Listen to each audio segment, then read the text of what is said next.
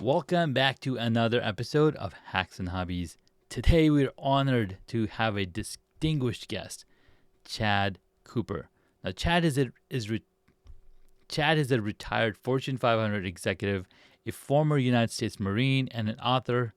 He's dedicated his life to inspiring individuals and organizations to lead what he calls legendary lives. Chad, it's such a pleasure to have you on the show today. Thanks, Junaid. I'm looking forward to helping other people explore their dreams and become legendary themselves. Legends aren't, believe it or not, they're not born, they're Mm-hmm. created. They created. And thank you so for your service. You've served in the Marine Corps, so thank you so much for that. Yeah, thank you.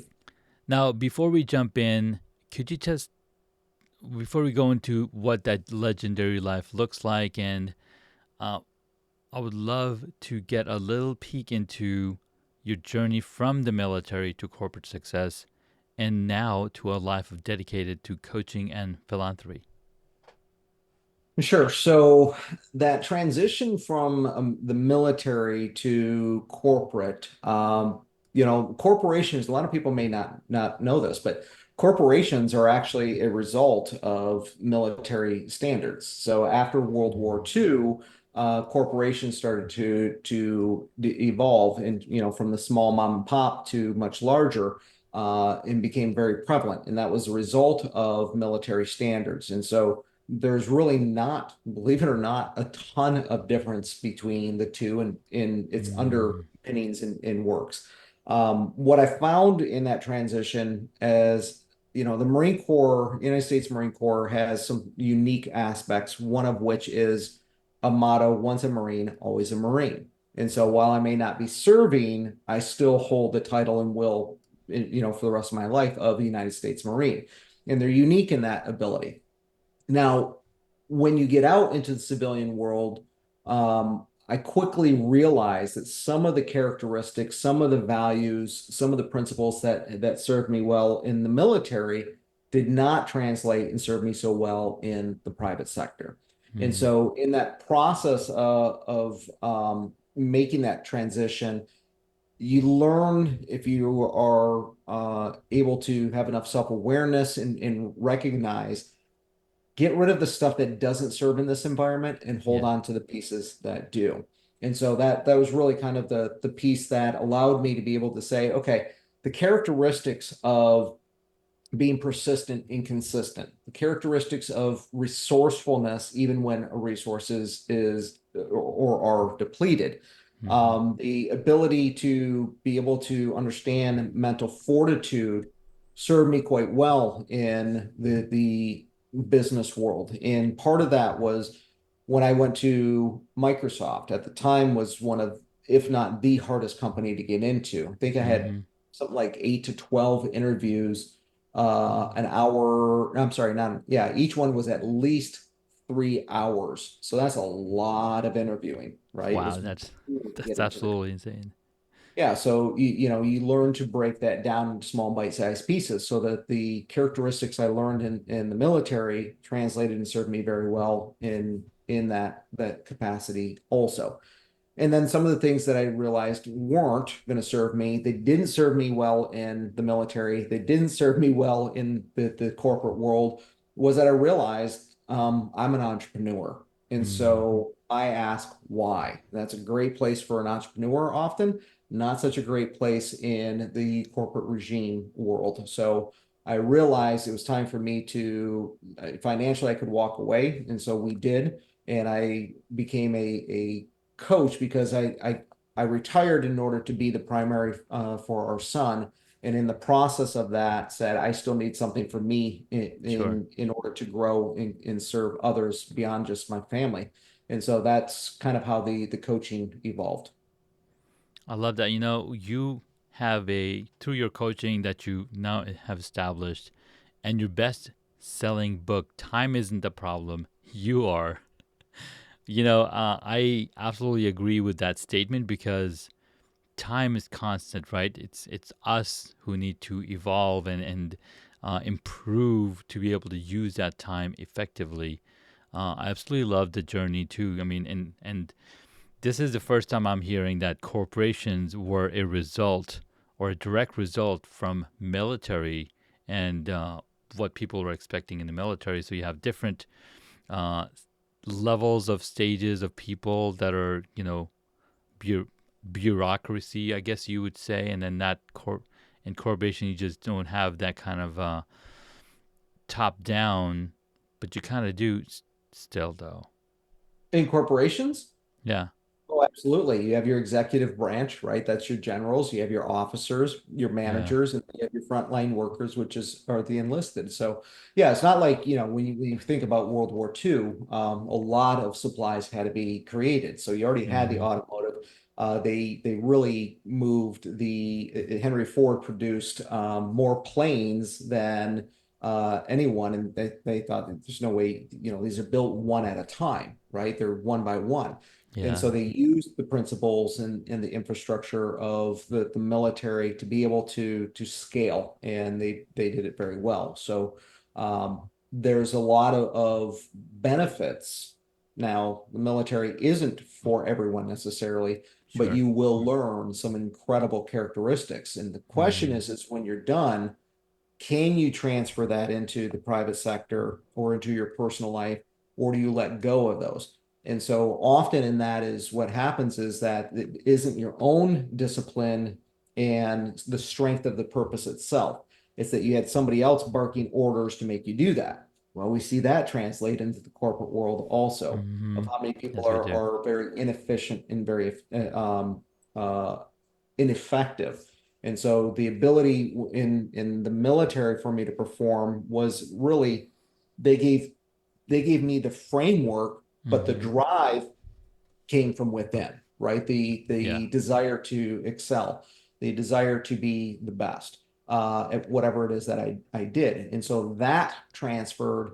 And so if you already have the framework and you know that that works over here because it came from here, then you know how to play by the rules Mm. and you don't get caught up in, oh, the referee made a bad call. Okay, referee may have made a bad call, Junaid, but are you going to get your head back in the game and Yeah. score? Or are you going to be a victim and say that it's not fair? Well, life isn't fair. Yeah. And in the military, you learn you're looking for the advantage of what's unfair. And so there are a lot of things that I was able to translate and essentially learn. Look, if you want to be the best, you're going to have to earn it. You're going to have to understand that pain is part of the ingredient to success. Mm. Suffering is optional, right? So what Suffering are is some option. examples of that? Is in the military, they say, you're gonna die for your country. I don't know, there was a movie I think with Mel Gibson or something. It's like, let the Yeah. other dumb son of a bitch die for his country. I'm gonna live, right? So in the corporate world, we look at that and it's like, oh, okay, I gotta work and work until I crash. Well, let Mm. somebody else get the heart attack. I'm gonna succeed in use the benefits of what I'm here for. So can we be intelligent and can we be driven Yeah. and use the framework that's given to us? I love that so much, and it opens up my mind to so many different things because I've worked in corporate as well, right? And we've all at one point in our lives have worked in corporate, unless your parents were an entrepreneur, then you're learning that entrepreneurship straight hand.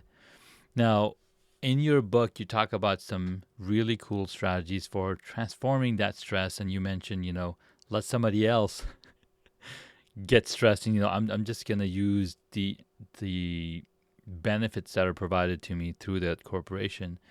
You're talking about success through self accountability and strategic planning.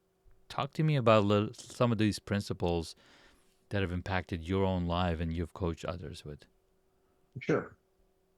So I would say the first in that is mindset. I've had the unique and blessed opportunity to work with professional athletes, to work Mm-hmm. with, I specialize with professional athletes and Olympic gold and silver medalists, as well as billionaires, so the financial titans. And the thing that they all have in common is a unique mental fortitude perspective. Um, by analogy, if you want to go through Navy SEAL Bud School or become a Navy SEAL, the first thing that they have you do, one of the first things is you have to do 1,000 push-ups. Now, if you think about those 1,000 push-ups, you're never going to do it. So how do you pass? You do 100, then you do another 100, and then you do 50, and then eventually you'll do 25. Eventually, you just do one more, Mm-hmm. and eventually you'll get to 1,000, right? So part of that formula for success in working with professional athletes, look, I can't teach you how to throw a ball better or how to kick a ball better or how to throw a punch better, right? Those are the techniques that some of those amazing athletes are really gifted at, or they've done, Mm-hmm. 10,000 reps. What I do is I help with the mental mindset. And so it's about whether your head is in the game. Again, if you're playing in the World Cup and the referee makes a bad call, how quickly can you get your head out of let it go? The call is over. The injustice was done. And so we have to have a choice going into it. And really, that is these legends understand that happiness and joy is not an effect. They wake up and they choose to Choose to dominate, be they happy. choose to Yeah. be happy, they choose wisely. And Yeah. so that's the first part, right? Is when people ask me, I remember I was a mama's boy, one of six at the time, all Mm-hmm. boys, and you still had to be tough, let me tell you. But my mother said I had other brothers that went in the service. She's like, "But you picked the Marine Corps. Why?" And I said, "Because I can." I Mm-hmm. needed to see if I was going to have to go to combat, if I was going to have to do the ultimate, in that, I wanted to be trained by the best. I want to be surrounded by others that were the best. And when I went onto the Ironman circuit and I had 33 major sponsors, I was asked the same question. Let me just tell you, Yeah. there's no logical reason for ever doing an Ironman. Anybody tries to tell you, they're full of it. Okay. And the answer was the same, because I can. I wanted to see what my limits are. Mm-hmm. And so when you go into being a legend, you go into creating a legendary lifestyle, you have to be able to say, am I subscribing by society standards, which is really low bar, or am I Very going to low. compete against my standards? Don't try to compete against others. Compete against Mm-hmm. your own standards, and you're going to see just how far you can go. Edmund Hillary was the first, he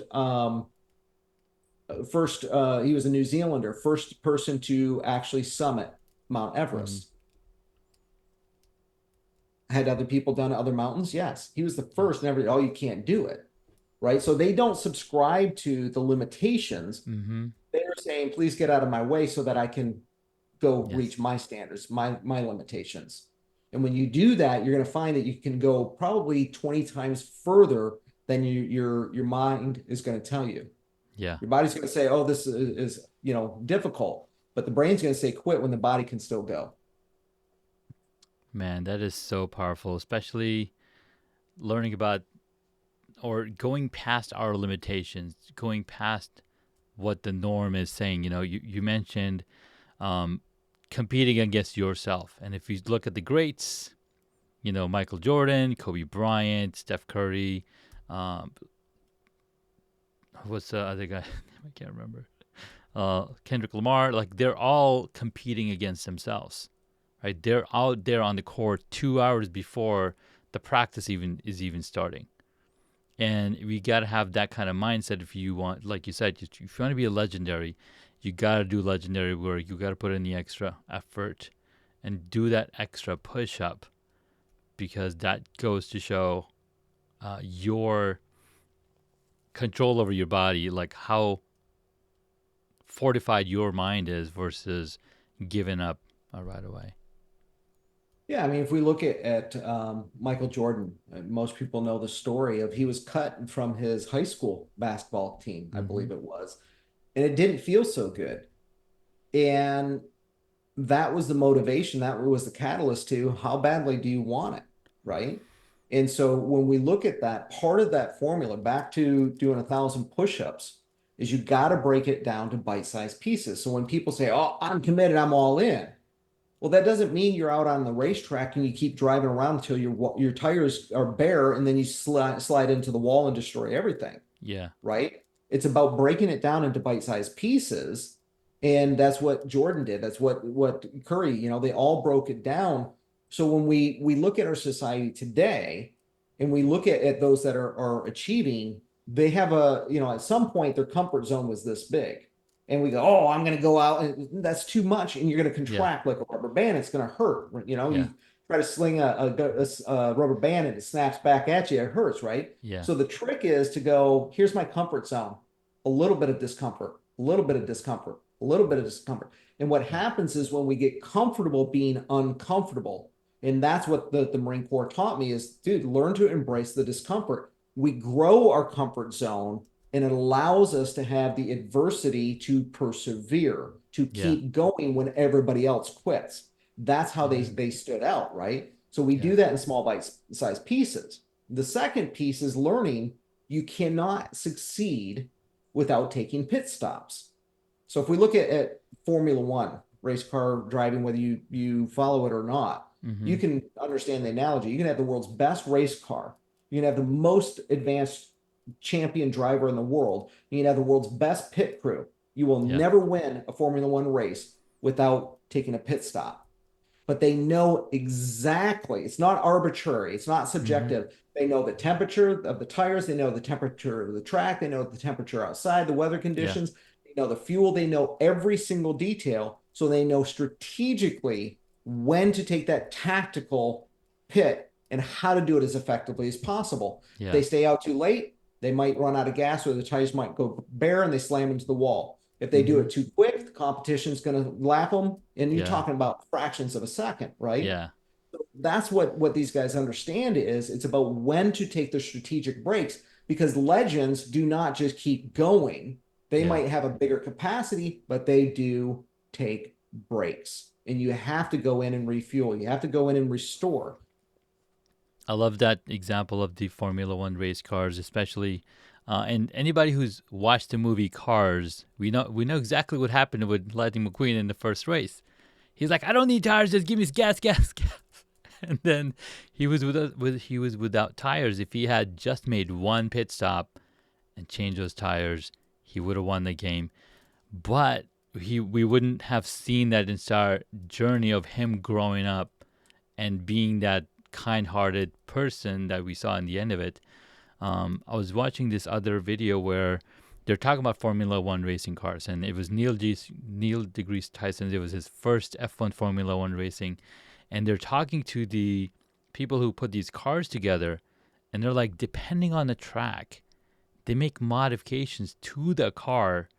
If it's raining, they add some more downforce so that there's more grip. I'm like, there's so many, like you mentioned, every single element that can be controlled, they do control so that they can maximize and be efficient and be super fast in achieving those goals.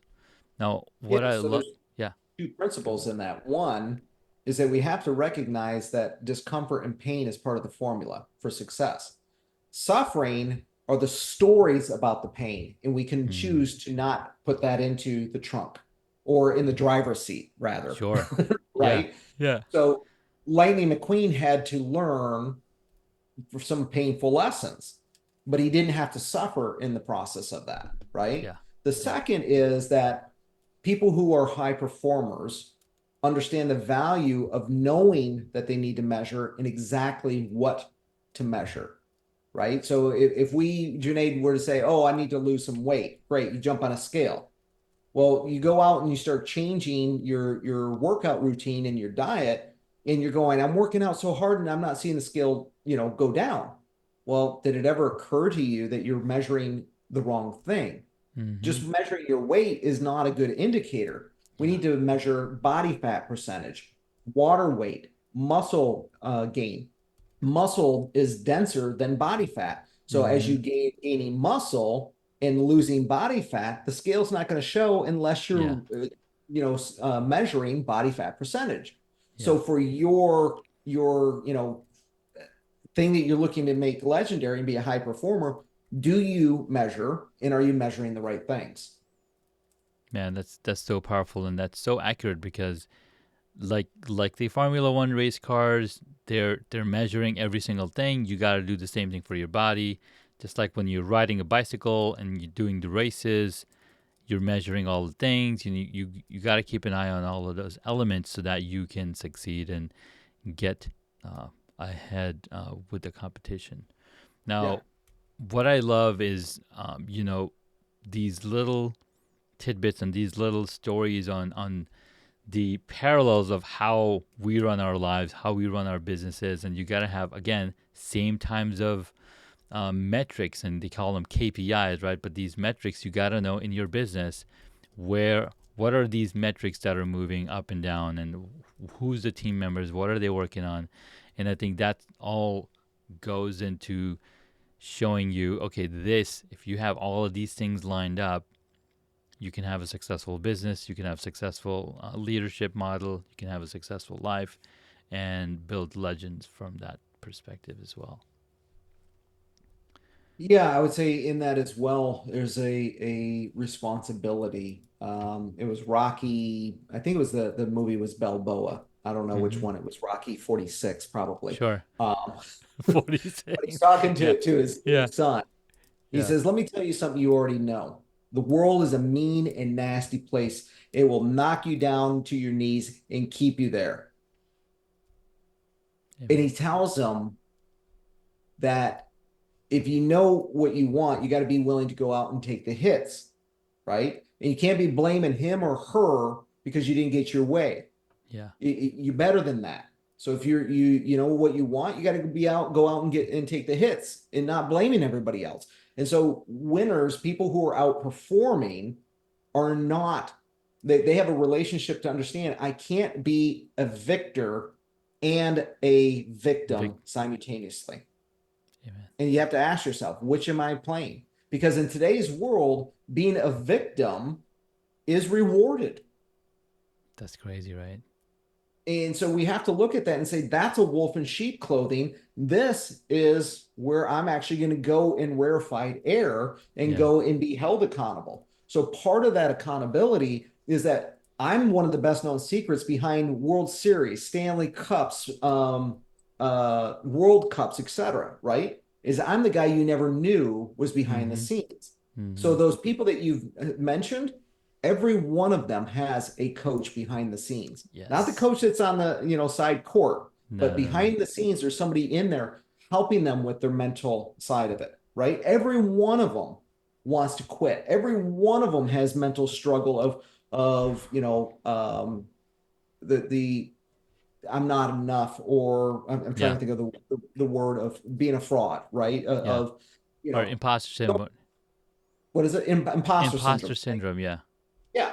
Every one of them gets caught up with comparing themselves to somebody else. Well, comparison is the thief of joy. If you're going to compare, do it to your standards. And so they need a coach to help them with the look, I'm great on the court, but my marriage is about to fall apart because I'm not actually understanding what that ratio is. And the thing that people don't understand about these folks is we talk about work-life balance, but if we were to take a ruler, and this is something that very few people understand, is you have a ruler and you have the center point, and you go, oh, okay, I'm gonna really pour into my career, and you really start spending all the time in there. Well, the other side does this, right? Yeah. So we Yeah. say, oh, well, how do we create work-life balance? And the trick is this is a duality. Well, I have to take something off of here to rebalance it. Yeah. Well, yeah, but now this suffers and this suffers because you're not giving enough to both. And nobody other than high performers and legendary people understand there's a third piece here. It's called the fulcrum right here. And so Oh I can do yeah. this and I can move the fulcrum over here and it will counterbalance equally.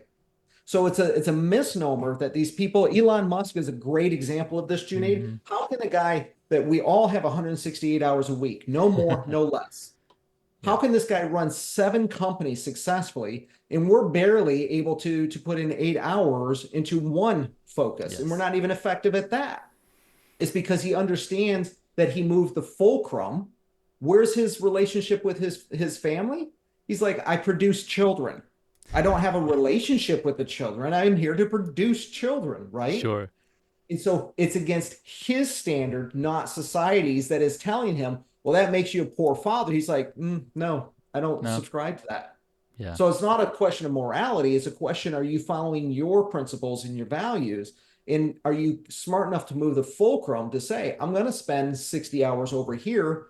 And the reality is, your spouse probably doesn't want to spend the entire weekend with you.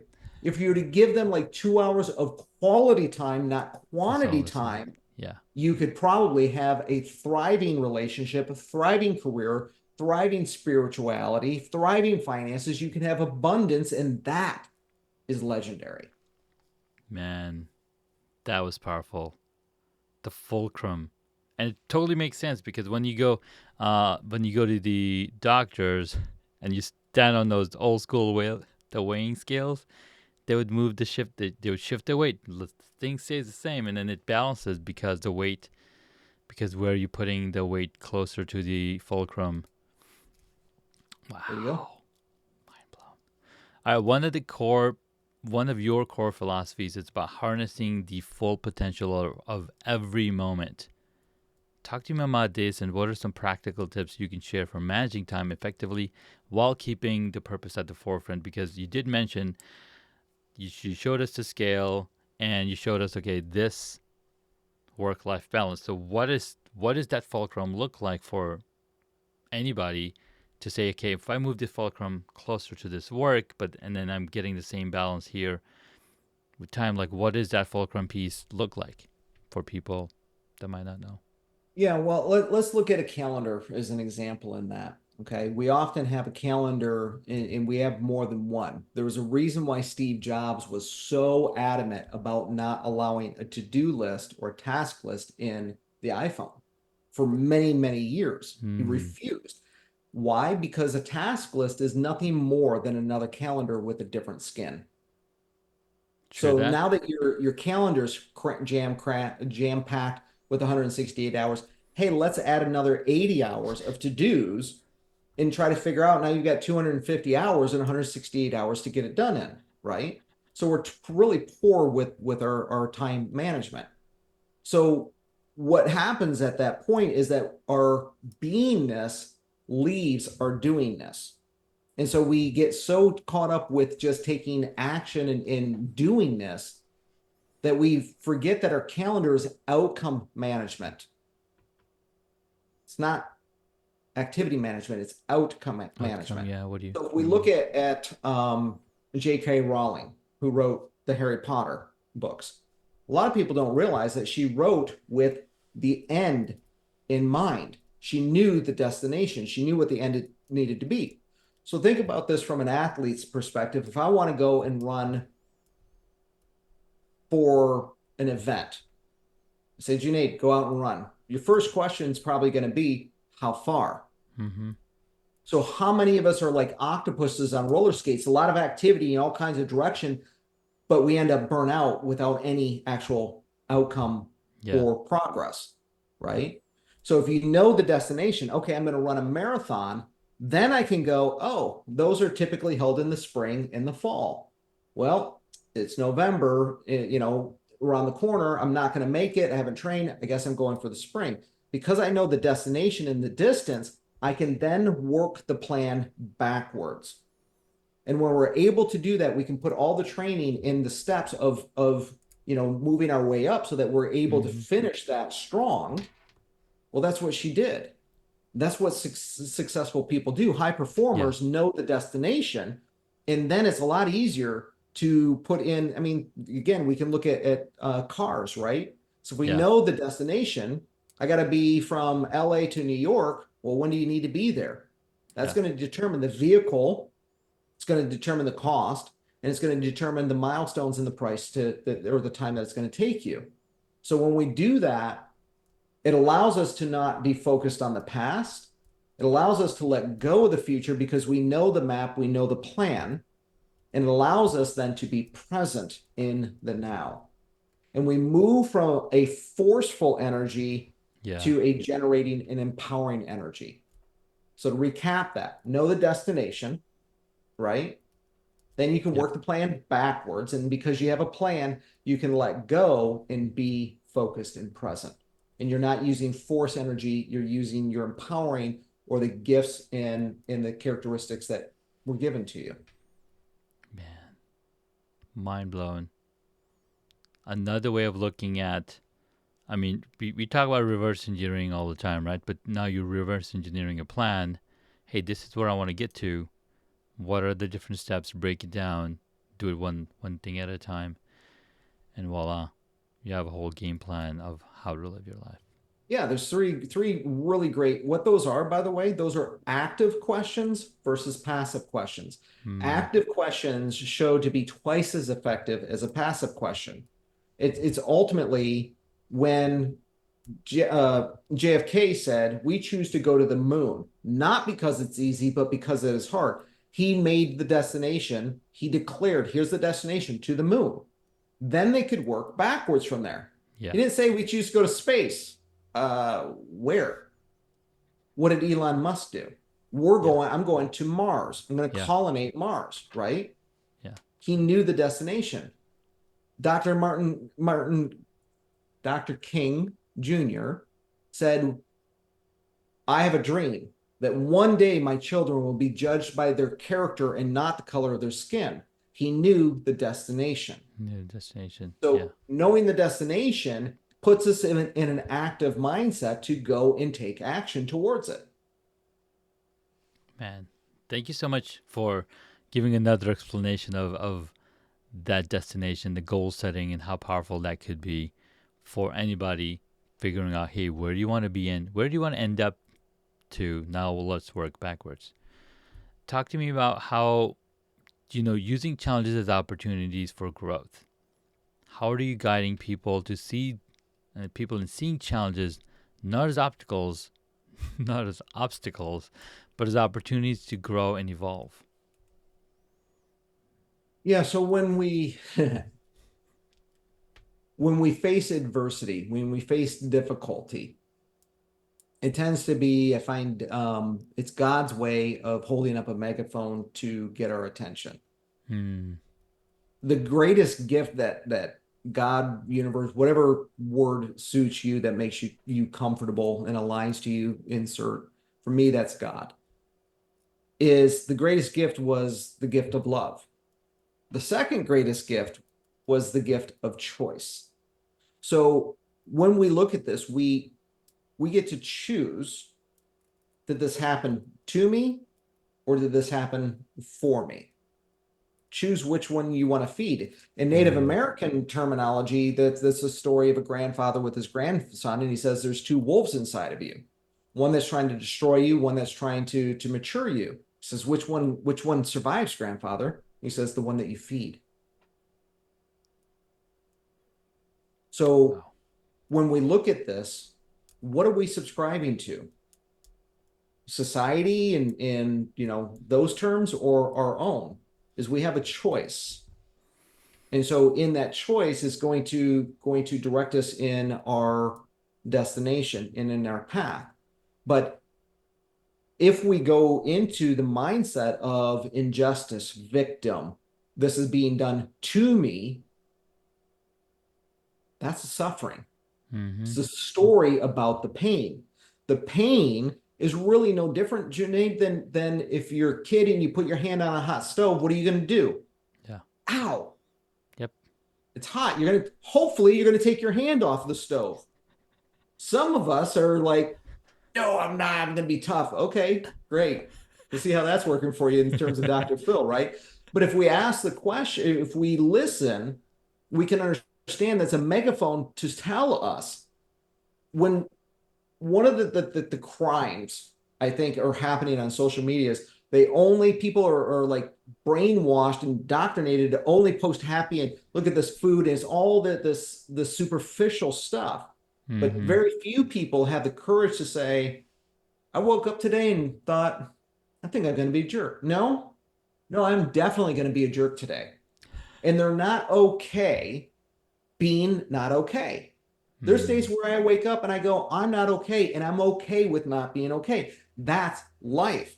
So we need that contrast to understand what love and joy and happiness are. We need the counter, balance to that, and that creates a spectrum of emotions. And when we learn to accept that these darker emotions are there to serve us, It's a megaphone to say, pay attention. Something isn't helpful. Something's wrong. Something needs to change. Yeah. But we've got a society saying, oh, just ignore that. Take this pill. Oh, just ignore that. Go get a distraction. Oh, just ignore that. And those distractions lead us to an addiction. And then we wonder, how did that happen? Little by little.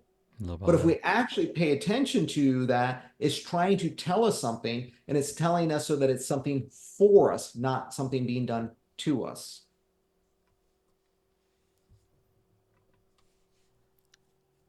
I love it.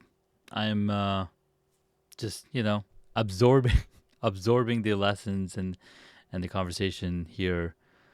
Um, really enjoyed the mindset, the chat that we've had so far. Absolutely mind blowing.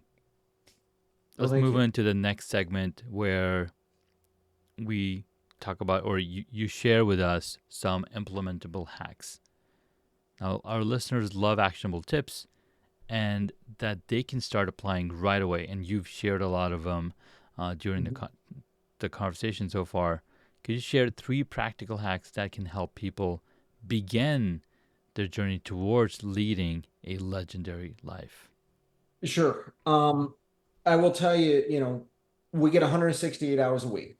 You, me, richest man in the world, Elon Musk, Bill Gates, Oprah Winfrey, whoever you want to put in there, Hmm. no matter how much money they have, no matter what demographic they come from, gender, religion, race, whatever, it is truly the greatest equalizer. You cannot buy a single hour more of time, no matter how much money you have, right? So it is truly the great equalizer. So ultimately, the question becomes how you choose to spend that time is what separates the performers from the average. Mm-hmm. So what we often, so I'll tell you, when I was working with the number one coaching organization in, I think you said it in here, is Tony Robbins, and Yeah. there was like 160 coaches, and he ambushes me with a question that I was not prepared for. He says, Chad, you're semi-retired, so you work less than probably all my coaches, but you have the number one stats, you have the number one retention, and you're number one performer, yet you serve the least amount of time. How do you do that? Share with us. And I was like, dude, you don't want me sharing this with you. I'm like, you're putting me on the spot. He's like, say it. And I was like, all right. So here's a hack for you. I said, I put all of my personal priorities first in my calendar. Those are the big rocks. Those are the ones that go first. Mm-hmm. My family, my most important customer is me. Then is my family. And so I put my vacation, I put all my kids' events and activities in the calendar, and whatever is left over goes to my business, to Yeah. to my customers. He goes, what? I said, you're taught to do the opposite. You work your butt off, and if you then have time, then you can, squeeze that in. It's if it's a badge of honor or something, Yeah. right? I had 6 weeks of vacation. I only took one. Okay, great. How's that serving you, right? How effective are you? Yeah. Goes back to cars of did you go in and change out your tires? But if you put in the priorities and you realize that that's actually what matters, if you have 6 hours worth of work, Junaid, and you've only got 4 hours to do it in, you will figure out how to effectively cut 2 hours of crap out of Yes. that and get to your outcome. But if you have 4 hours of work and you have 6 hours to get it done, you will figure out how to waste 2 hours Mm-hmm. and be unproductive. So the difference is I'm highly surgical, highly productive because I have actually been methodical and surgical.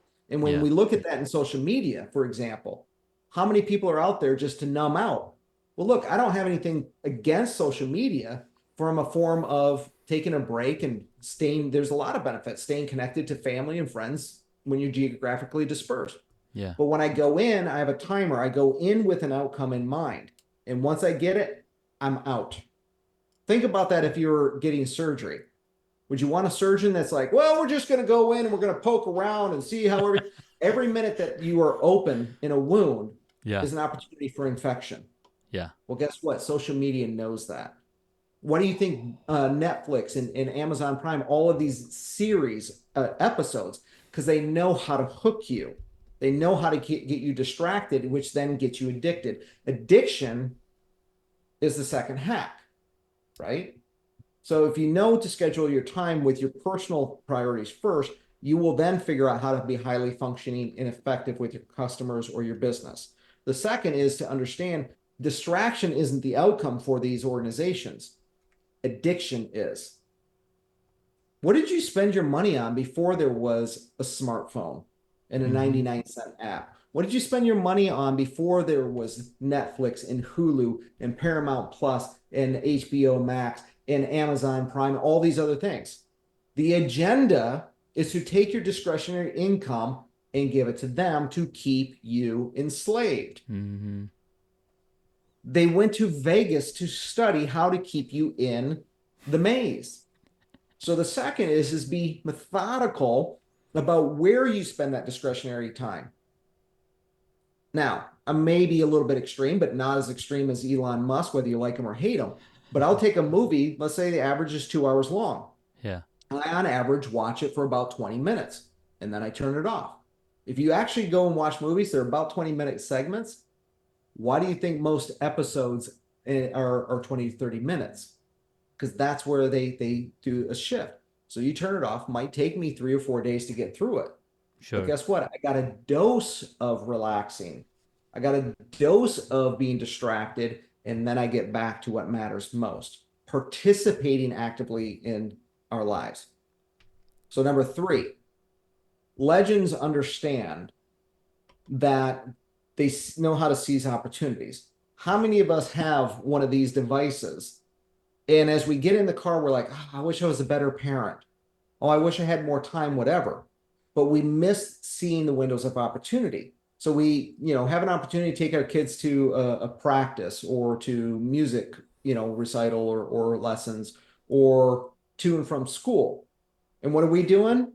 We're sitting here returning phone calls. We're listening to something on the radio, and your kid's in the back seat tuned out on a tablet, some kind of smart device. Yeah. That was your moment. That was your moment to connect with them. You didn't need a whole lot of time, but they want that time. Again, it's about quality, not quantity. And so if we can actually seize those moments and not allow, oh, I'm so overwhelmed, it comes back to choice. Choose wisely. So Powerful. where are you actually putting that into your schedule? Those moments to ask. In my family, we have two questions that we ask every dinner. What was the best part of your day today? And who is better because of you today? Think about asking those questions Mm-hmm. first thing in the morning. What are you going to focus on?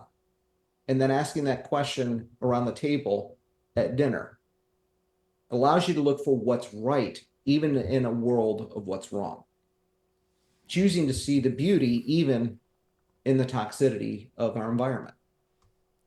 Chad, those are some powerful hacks. I absolutely love it. Thank you so much. I can't wait to dig in deeper and see how I can implement them in my lives. And you're absolutely right. Anytime any moment we have a free time, oh, let me check out that new game, and then you're spending time on the phone, right? And then our kids are learning just watching us, right? Doing the same things. Like, hey, are we on a screen too? You're on a screen. We on a screen. So you're absolutely right. Thank you so much. Yeah. Let me give you one more because this one's really necessary today. Okay. These things, this thing that we've got going here, technology, are all creating electromagnetic frequencies. Mm-hmm. And then we wear these things that are on our feet that have insulation. One of the challenges that we see today, a lot of these diagnostics and diagnosis with human beings, ADHD, ADD, all of these issues. When was the last time that we actually got grounded? Mm. Like went outside, so if when I go out, I do 10,000 steps minimum every day. Mm-hmm. And in the last half mile, right? Or if you're on metric, last kilometer, Sure. I take off my socks and shoes and I walk barefoot to ground myself and dissolve that tension and stress that you're trying to get through that release in your addictions, nature is a built-in de-stressor. Yeah, it is. In nature, when we breathe out, we produce carbon dioxide. What do you think plants and trees use as fuel? Carbon And what do they dioxide. produce? Oxygen. They And we need oxygen. So we build up the stress. And if you understand chakras from the Far East, right, we understand that our root chakra down at our tailbone needs to root us. But we've got all of this insulation and barrier that's preventing that connection. So the earth is begging you, please give me that energy that you're sitting here stressed out. And when we do that, nature then gives us in exchange the centeredness. So that ask was yourself, when was the last time you went out and got your feet in some dirt or in some grass or in some yeah. sand? That's a really powerful one, and grounding is absolutely something we all need to do. We're constantly using electromagnetic around us with the lights, the Wi-Fi, like 5G, like all of these things. Electromagnetic is going through our bodies 100% of the time. If you look at COVID real quick, people who were most resilient against COVID, they found actually had dirt under their nails.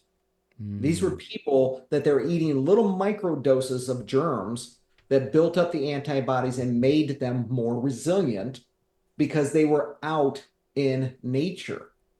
Nature is our natural way of building up the antibodies, and yeah, it's saying, please give that to me. And I'm going to use that. And in exchange, I'm going to give you something back beautiful as well. yeah. So it's not a luxury, it's not an option, it's a responsibility. It's responsibility. Yeah. All right, Chad. This has been a really powerful conversation. Thank you so much for bringing it.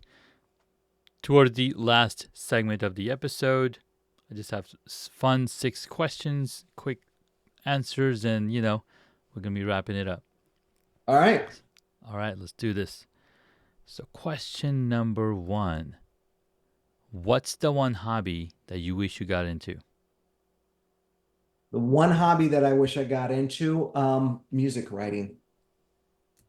Like actually writing music with the squigglies and everything. No, no, Nice. no, no, not the instruments, but Not instrument, lyrics. lyrics. Okay, so Yeah, writing music or writing songs and writing songwriting stuff. songs. Yeah, I wish I was a songwriter. Nice. You should Love see it. all the trash that's going on up here is like a country song waiting to happen. Oh my god, I love it. All right, next up, what's what did you want to be when you were a child? You mean besides Superman? Yeah. Um, let's see.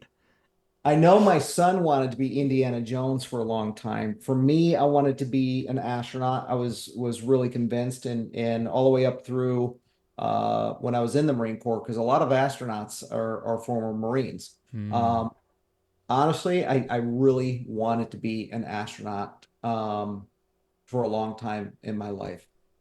Nice. I love I it. also wanted to be a minister as well. So And astronaut minister on Mars. How about that? yeah, that probably worked really well because probably not a whole lot of people want to hear what I have to say. What's cool is when NASA put out the Mars posters. So I have a bunch of Mars posters in my office. Teach on Mars, Mars Explorers Wanted, Technicians Wanted on Mars. So I'm a huge sci-fi fan. So if we get a chance in our lifetime to go travel, sign me up. Nice. All right, next up, what is your favorite movie or TV show? Oh, that's easy. Favorite movie is it's a toss up between Casablanca and it used to be Top Gun. It's now Top Gun Maverick. Oh yeah, Brilliant. So many, brilliant. both of them are up there, but Yeah. I'm a rom-com romantic at heart, right? It's not just Mm-hmm. for women. I'm not a misogynist. I'm a Yeah, yeah, guy yeah, that yeah, loves the romantic yeah, comedy. And there's just something about Casablanca that just is timeless, right? yeah. And then just the the script of Top Gun Maverick, as I got into my fifth decade of life, just resonated of like Yeah. time passed me and I'm now the instructor. No, man, I'm the pilot. It's like, no, I still got something to I can still compete. So, Yeah. my son's about to turn 21 and I'm like, I can still hang and I'm literally can still compete against these young ones. And Nice. I'm like, heck yeah, I still got it. So there you go. I love it. That's a really awesome story. I mean, and did an amazing job. The tech that went into the jets, the training all of the actors had to go through to learn how to fly those jets. Absolutely amazing. Yeah. All right, next up, what movie would you choose if you got to play a character in it? Ooh, which one would I choose if I got to play a character in it? Um, Ferris Bueller's Day Off. Oh my God, it's not an awesome one. Um, that reminds me, I've been watching this show, Only Murders in the Building, with Steve Martin, Selena Gomez, and Martin Short. And in one of the seasons, they brought in Matthew Broderick, and Matthew Broderick was like, "Yeah, I know him." And so there, Steve Martin used to be a TV show actor, and apparently they picked they picked Steve Martin to play Ferris Bueller, but then they picked Matthew Broderick over him. Wow. Like, all right, Yeah. that's pretty funny. All right, next up, who is your favorite superhero? This one is controversial as can be for people, but it's actually Green Lantern. And people are Oh, like, Green Lantern. I'm like, yeah, with his ring, he could manifest whatever, like a giant yes, fist to, whatever he wanted. He yeah, just conjured it up. that's right. No, Green Lantern is definitely one of the cool characters as well. I've seen all of the animation. I've seen all of the live action movie with Ryan Ryan Reynolds. Reynolds. He I was thought it was really actually really good, but It was he really good. He didn't like he it got because they didn't build a suit destroyed. for him. It was all a 3D. It was in like a he was wearing a mocap suit, and then they basically in post production is what he got to wear. He didn't have an actual suit that he got to wear, and that's what he was really pissed off about. Like, come on. Oh, okay. Because I'm like, he's embarrassed about that movie, and I'm like, I thought it was great. No, I love. I've seen it multiple times, for sure. All right, next and last question: if you are a board game, what would it be? Monopoly. Oh my god. I get monopolies all the time. Yeah, It's I'm like, amazing I though. know that Monopoly is going to be in there, so Yeah. all right. So, Risk comes to mind as well, Mm, but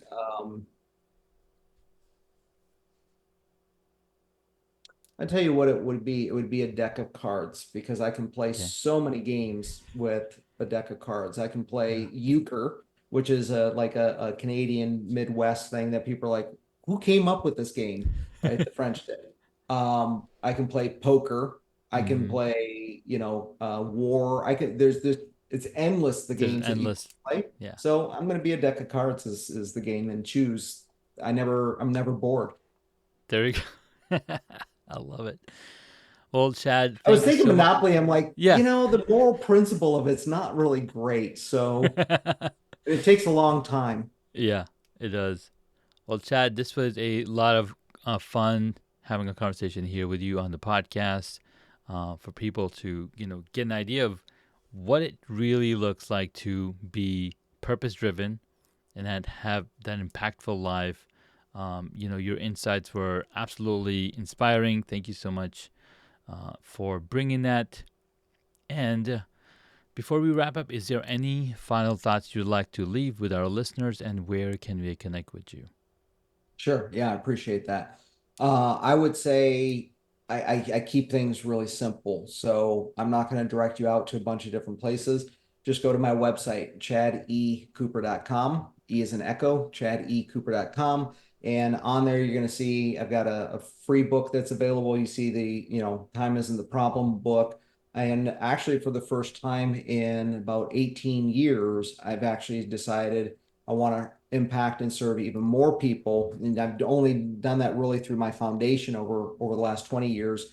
And so I've made a decision of I'm actually going to take on a few more coaching clients. So Nice. if you're looking to go legendary or looking for just, some incremental improvements, I am making that available. I don't think I have it posted on the website, Sure. but reach out and see what you can do. And it's 20 times more than what you think. So I go out to love the it. website and see what that can do to serve you. Perfect. Thank you so much, Chad, for coming on. And let me wrap up the show.